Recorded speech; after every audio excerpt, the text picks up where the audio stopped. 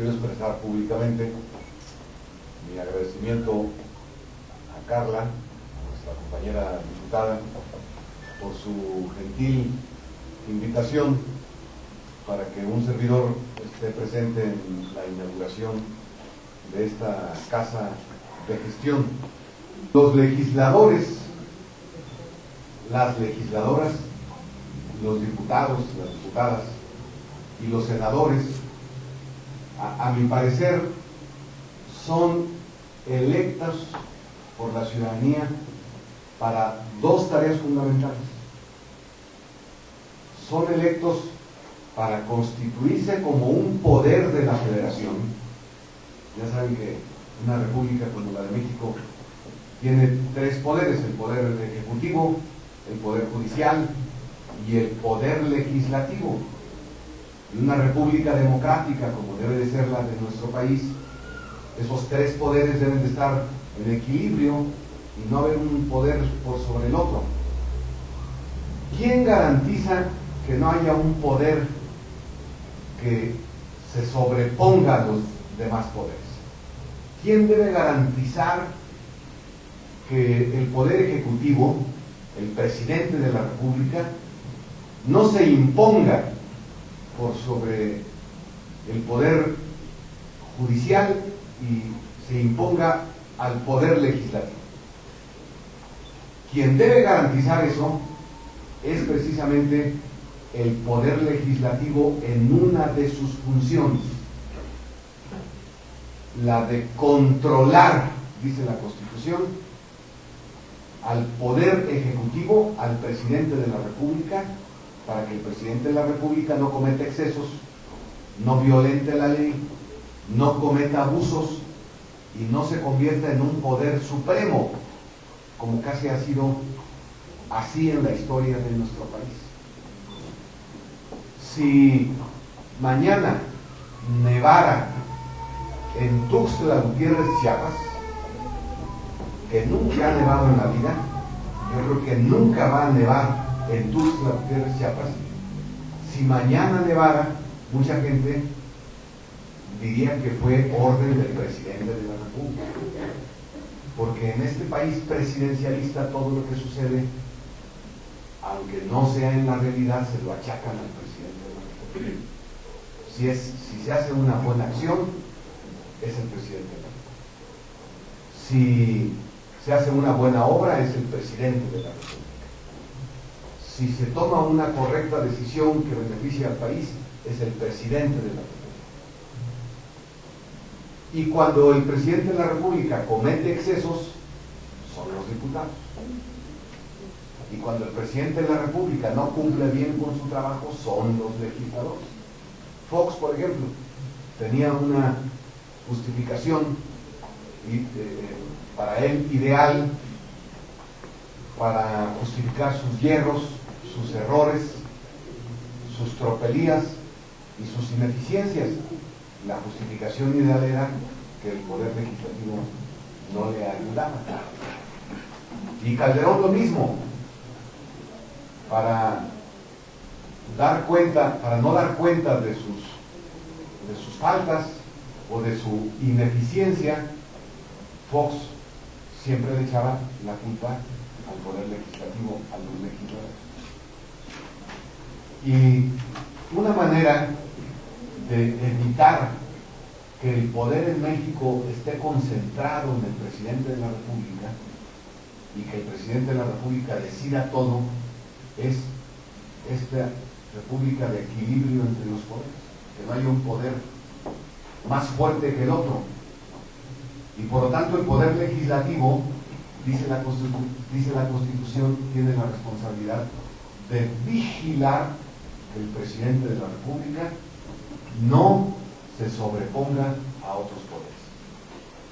Los que escriben de esto dicen que el poder legislativo es un poder controlador del Ejecutivo Federal.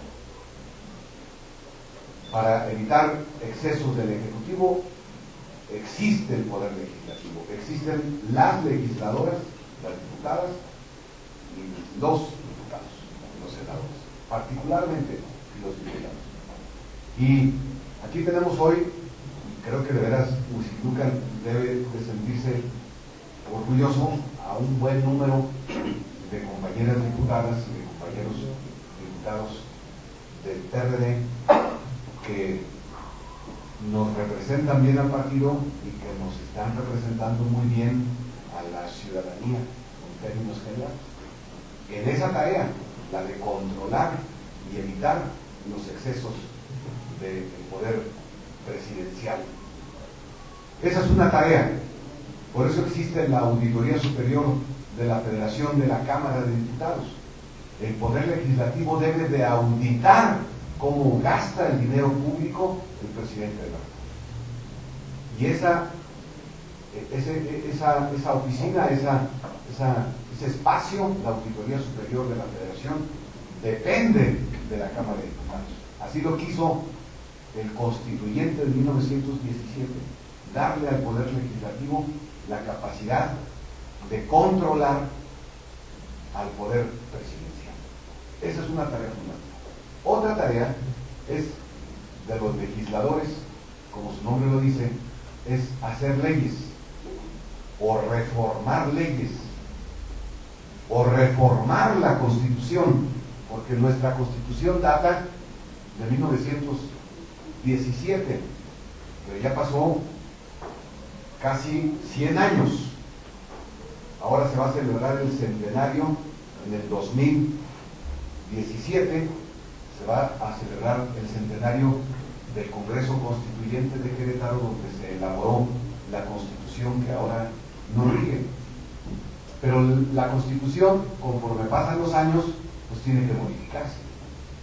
No son las mismas condiciones de 1917 a las de 2012 o 2002 o 2013. El país cambia y cambian las circunstancias. Y por lo tanto, se necesita un poder que sea el que se encargue de adecuar las leyes y adecuar la Constitución a las nuevas realidades de nuestro país. Esa es la segunda gran tarea de las diputadas y de los diputados acompañados de los senadores. Hacer nuevas leyes que se necesitan en el país, modificar las leyes que ahora existen, o en todo caso, modificar la propia Constitución General de la República. Apenas hace unos días se hizo una reforma, y aquí están muchos diputados y diputadas que participaron en esa reforma, la reforma al artículo 3º de la Constitución General de la República, la que tiene que ver con la educación, con la obligación del Estado de aportar, de garantizar, una educación gratuita, laica, democrática, sin excepción y sin discriminación para todas y para todos. Otra función de las diputadas, de los diputados, de manera particular, aparte de controlar al Poder Ejecutivo, aparte de hacer leyes o de reformar leyes, otra función es el de representar a la ciudadanía, el de representar a los electores ante los otros poderes. Y entonces, Carla, para poder cumplir con esa tarea de representar, los legisladores no se representan a sí mismos, compañeros. No se representan a sí mismos. Hay compañeros que creen que se representan a sí mismos. Hay compañeros que logran ser senadores o logran ser diputados y piensan que se representan a sí mismos y cometen un gravísimo error conceptual. Pero no solamente cometen un gravísimo error conceptual, sino cometen una barbaridad. Hay compañeros que piensan que las ideas que deben de reflejar en el Congreso de la Unión son las suyas, o exclusivamente las suyas. Y me parece que pierden de vista su condición de representantes. Son representantes. fueron electos por la gente. Su voz no es solo la suya, sino que su voz debe de ser la voz de los que votaron por ellos. Y la voz aún de los que no votaron por ellos. La voz de la gente, la voz del pueblo, la voz de todos. Y hay algunos legisladores que levitan y pierden de vista su función principal, que es la de representar los intereses de la gente. Si un legislador pierde de vista que es representante, que tiene un mandato, que no manda él, sino que él recibe instrucciones de quien lo mandata y lo mandatan los electores, entonces es un legislador que se extravía, no un día, se extravía para siempre. Por eso son importantes las casas como esta que estamos inaugurando hoy, porque se trata de que la gente de Huixquilucan, la gente del Estado de México, venga con Carla, que es su representante, para que Carla escuche a la gente. Y escuche a la gente acerca de cuáles son sus inquietudes, sus demandas, sus exigencias, sus problemas. ¿Y Carla qué tiene que hacer en el Congreso de la Unión? Que esos problemas que tiene la gente se solucionen con leyes, con nuevas leyes, y se solucionen con gestiones que puede hacer ante el poder estatal o ante el poder federal, pero esencialmente a través de leyes. Esta estrictamente debería de ser, como dijo Carla, una casa de representación. Aquí la razón fundamental de esta casa es escuchar a los electores, para que Carla vaya a la Cámara de Diputados en San Lázaro a representar a quien viene a la casa de representación. Yo sé que todos tienen, los diputados y los senadores tienen casas de representación, cuando menos los del PRD, y eso me parece muy importante, porque eso ratifica la condición esencial de Carla, es decir, la condición de ser representado. Y termino con aquella frase de José María Morelos. Morelos se autoidentificaba como servidor de la nación, siervo de la nación, decía Morelos. Yo soy un siervo de la nación. Y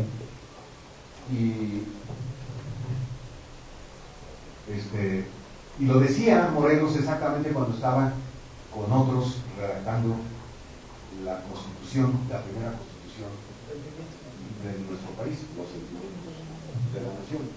Que decía cómo debería de ser el país, los sentimientos de la nación. Soy un siervo de la nación. Bueno, los legisladores, en ejemplo de Morelos, son servidores de la ciudadanía, servidores de los electores. Poner el contraste. El niño verde. Nada más poner el contraste. El niño verde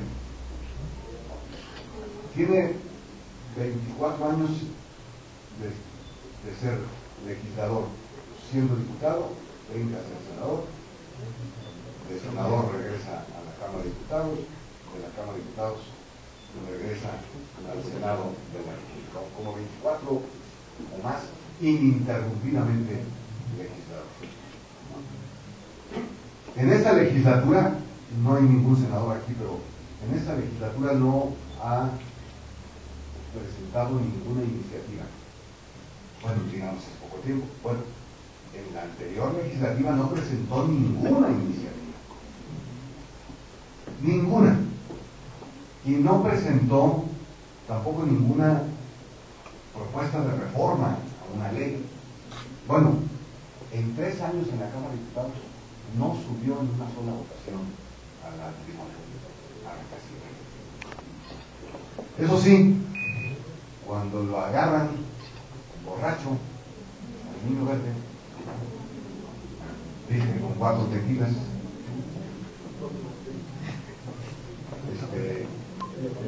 lo agarran, falsea su nombre, fíjense que es senador de la República, falsea su nombre y se ampara. A un ciudadano común y corriente, si lo agarra un policía borracho, aparte de meterlo al torito, no solamente lo meten al torito, sino deben de poner cargos, porque está cometiendo un delito. No es una solamente falta administrativa.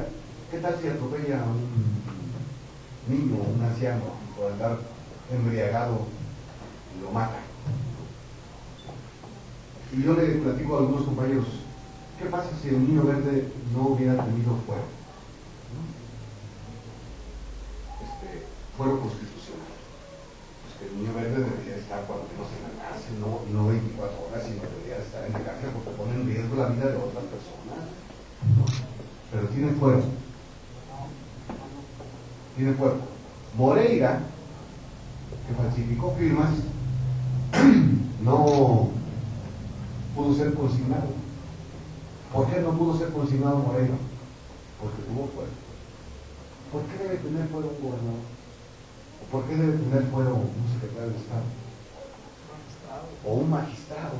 ¿Por qué debe de tener fuero? ¿Por qué esos privilegios? Hace más de 200 años, 300 años, que se terminaron los fueros en este país. El fuero militar, el fuero religioso, el fuero del virrey. Y entonces tenemos que revisar el fuero constitucional. Tenemos que revisarlo para que el fuero sirva, que era su función original, para que el fuero sirva para proteger a los legisladores en el ejercicio de su función de controlar al Ejecutivo. ¿Qué pasaba? Que si un legislador sube a la tribuna y le dice a Peña Nieto, usted se está robando dinero de la patria, o usted está aliándose con delincuentes, el legislador puede tener represalia del presidente de la República. El fuero sirve para que no tenga represalia. Por decir, por hablar, por exponer. Y entonces debemos de darle a los legisladores toda la fuerza para que pongan su punto de vista, toda la fuerza, de verdad toda la fuerza. Nadie debe de limitar la expresión de los legisladores, sería un grave error. Pero lo que no podemos permitir es que el fuero se utilice para proteger, para lograr impunidad ante un delito que haya cometido algún funcionario. Eso ya no puede ser, porque eso le da privilegios que no debe tener el representante frente al común de la gente. El compañero Julio, que es presidente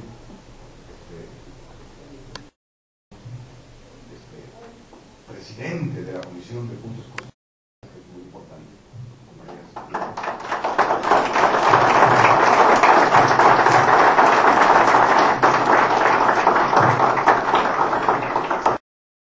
él va a presidir la comisión donde se va a revisar el asunto de la reforma en materia de telecomunicaciones y también la reforma en materia de fuero. Así es que sigamos muy atentos a la actividad de Julio y de los demás compañeros para que se reforme esta figura, sirva a los legisladores, pero no sirva para que pillos como el niño verde sigan haciendo las tonterías como las que acabamos de ver.